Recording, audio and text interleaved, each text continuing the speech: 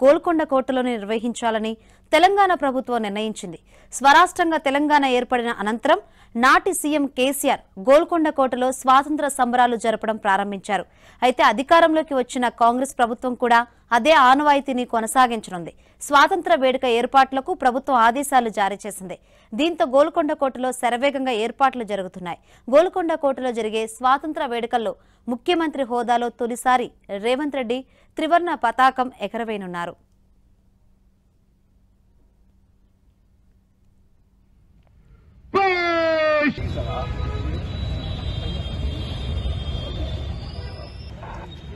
America పర్యటన ముగించుకుని వచ్చిన ప్రభుత్వ ప్రధాన కార్యదర్శి శాంతికుమారి స్వాతంత్ర వేడుకల ఏర్పాట్లపై సమీక్ష చేశారు.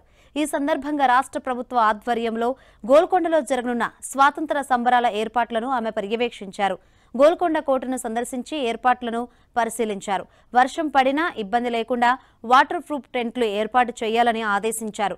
వీఐపీలు రానున్న నేపథ్యంలో ప్రజలకు అసౌకర్యం కలగకుండా బందోబస్తు, ట్రాఫిక్ ఏర్పాట్లు, పార్కింగ్పై దృష్టి సారించాలని సంబంధిత అధికారులకు సీఎం సూచించారు.